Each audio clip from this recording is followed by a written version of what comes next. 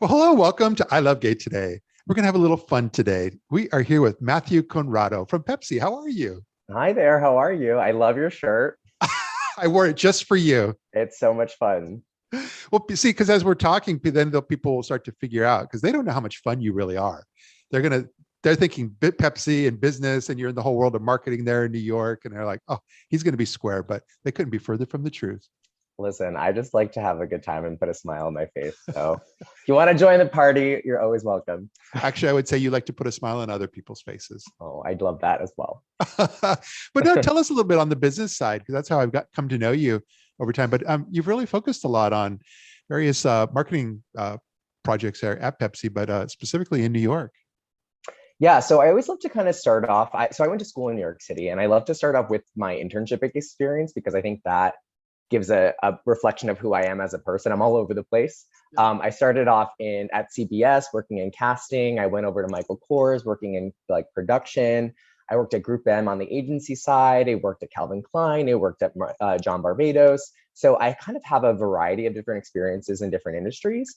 But then after college, I got my job at PepsiCo, and that has been a whirlwind of learning and resources and building a brand for myself at such a young age. So I started off in shopper marketing, went over to Mountain Dew, working on the comms team, leading like action sports and racing, which couldn't be furthest from the high fashion and luxury market that I used to be in. And then got my job as a brand manager for New York City. So that was a new team. And that was what really, I think, kind of put me on the map with queer marketing. I did our two really campaigns that are super close to my heart, Bubbly Drag for All Flavors and Bubbly Out at Night, which during the pandemic kind of served itself as an opportunity for me to really amplify the queer creators that were out of work at the moment.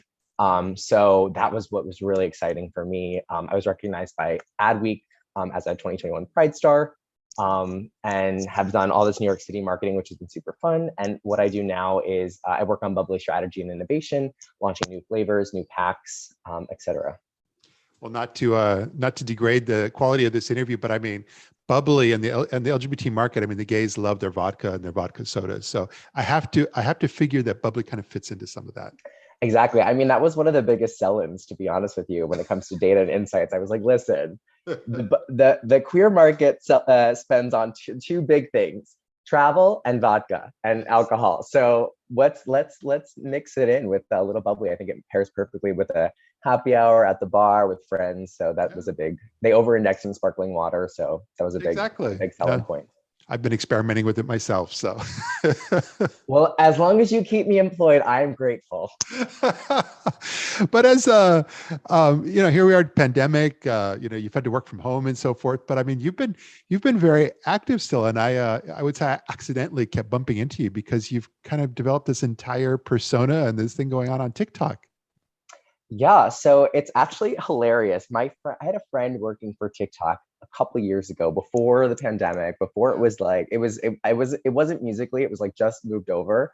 Yeah. And he's like, Matthew, this platform is like growing, growing, growing. So I brought them into PepsiCo. We had this whole presentation, and I was like, I don't get it. I don't get it. And so I actually I left New York City for a couple months, and I started nomading down south. I called it my Sex in the South tour. And I launched my TikTok and ended up getting like 1.2 million views on a video about during like the election. And I was in Texas, everyone in New York was celebrating, but no one in Texas was celebrating as much.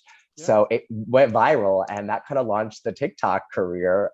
So yeah, I just started posting videos, and I think what people like about it is they just find it relatable. Yeah. And it's such a fun platform. Like, I'm not like an Instagram aesthetic person. I talk, and I think, at least I think I'm funny. Yeah. So I guess that kind of clicked well on TikTok.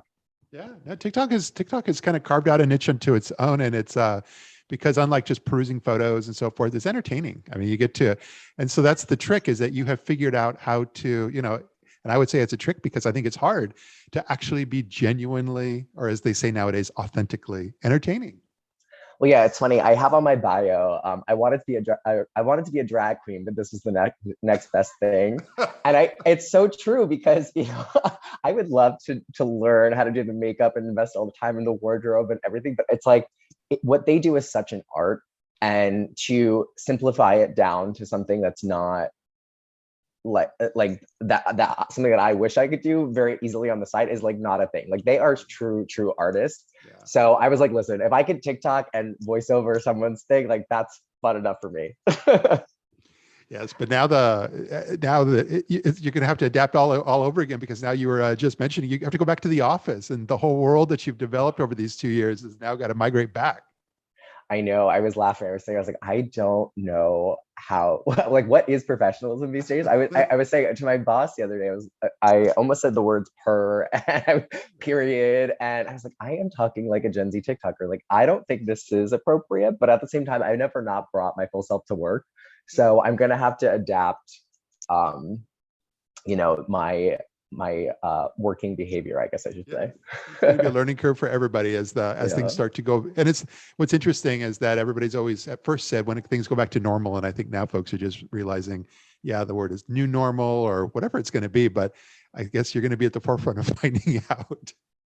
And listen, I'll bring people along with the ride. Maybe they can relate. Again, I have no idea what even dressing. I'm like, you know what? I have on my clothes, but I've been getting so involved in the nightlife scene that a lot of what I've been buying and purchasing has been like that club kid aesthetic. And I was like, I can't wear that to work. So all of my stuff is old, and I'm like, I don't know what I'm going to wear, but we'll figure it out. Well, I was just doing some stuff for, Pride is coming along here in a few months, and it's going to be back in the real world again instead of virtual. I know. Are you planning to do some of your coverage there as well? Yeah, I mean, it's crazy how quickly things are like everything sells out within the first 5 minutes. I've already missed a few of the events that I wanted to go to, but because corporations will be back and because there's going to be a lot of events, I'm a little less nervous this year about attending stuff, because it's a marathon Pride. Like I don't think people understand. Like it's not just the day; it is the week before, especially when you're in corporate, because you are working these events. You're like putting out your Pride campaigns. You're helping like decide foundations that your company is associated with.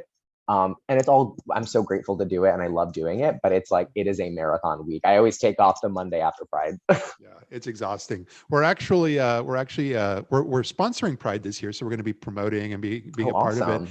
But in addition, we have a space set aside, and we're going to actually do some of these interviews on Saturday during Pride weekend. Yeah. So I hope you guys stop by. Yeah, I'm going to make sure where and when, and it should be fun. But it's all kind of tied into just that theme as far as trying to bring voices of New York.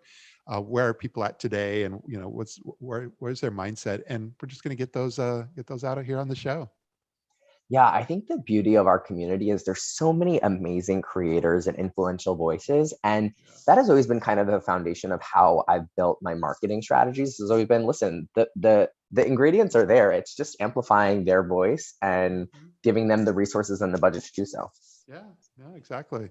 No, I love what you're doing. And I look forward to being able to reconnect in the real world again. I know you and I have actually seen each other in the real world since New York is perfect for that. But no, I really am glad you're able to take a few moments to share some of your story with our audience here.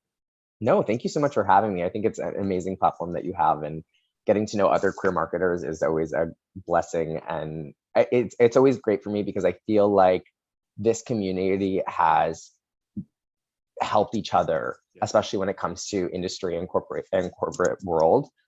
It's so nice to be a part of that. And I'm hoping to do that with other younger people. I've already tried to, but it's awesome to see the help that I've had, because I've had no connections. My parents don't know anyone. You've had to build it all yourself. It's been the queer community. They have been the ones that helped me the most. I love it. Well, thanks again, and look forward to seeing you. Yes, no, thank you for having me. So good.